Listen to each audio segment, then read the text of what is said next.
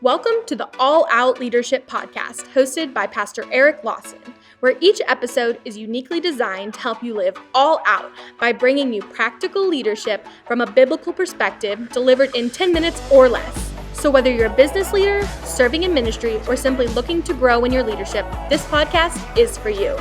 Before we dive into this week's topic, make sure to subscribe to the podcast and download the show notes at ericlawson.com/podcast.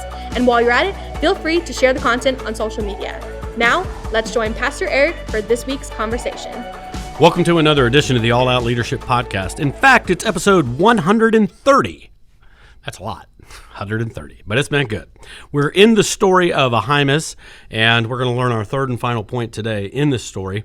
So Ahimaaz saw the victory of David's enemy, Absalom, being defeated. He wanted to take the news to the king. Joab said, "No, you're not the one to take today."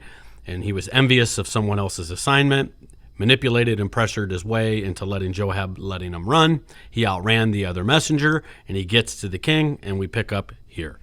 Verse 28, 2 Samuel 18. So Ahimaaz called out and said to the king, "All is well." And then he bowed down with his face to the ground before the king and said, "Blessed be the Lord your God, who has delivered up the men who raised their hand against the Lord my king."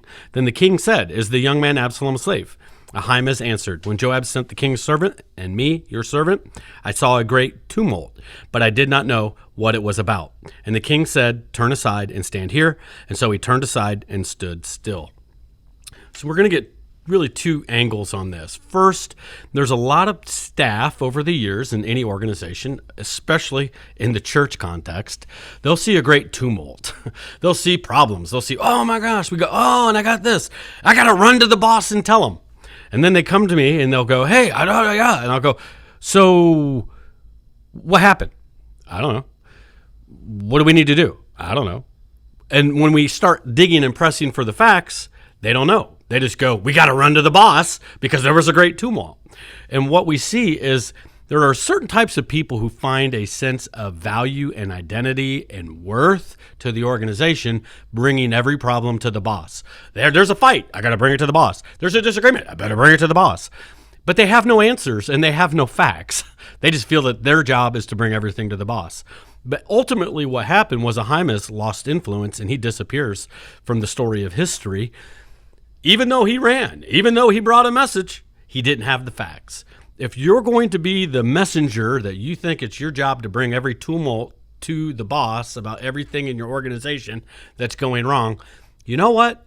Bring the facts with it because your boss is going to press you. Your boss is going to start asking for some questions, and you better have facts, double check your facts, and get some answers, and preferably bring some solutions. I want to kind of hit this from another angle too, and that is, if you feel called to ministry and you feel called to teach, to preach, there are times that you want to run. "God, I got a word. Let me run. God, I'm going to take the message to the people." And God will say, "Not today. It's not your time. It's not your season. Not yet." And here's why. God is wanting to prepare you to have the message when you show up. And there's a lot of people who show up in ministry but truly don't have a message when they show up. And what you'll find is God often takes a long time to prepare the messenger so that when they show up, they truly have a message. Some of the most influential leaders that I've heard and been impacted by over the years were often in the backside of a desert where God was preparing them for what he prepared for them. Because it's not just what you say, it's coming from the well and the depth of that well of who God's refined you to become as a leader. And there's a difference. You can listen to somebody that when they teach, you go, wow, they're teaching from a depth of experience. Like they're teaching out of personal conviction. They aren't talking about walking with God. They're talking about their walk with God. Like they've walked with God. They've experienced God.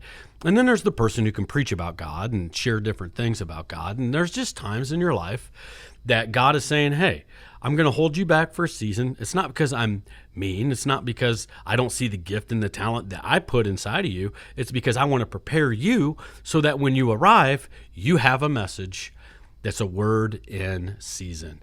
Jesus was prepared for 30 years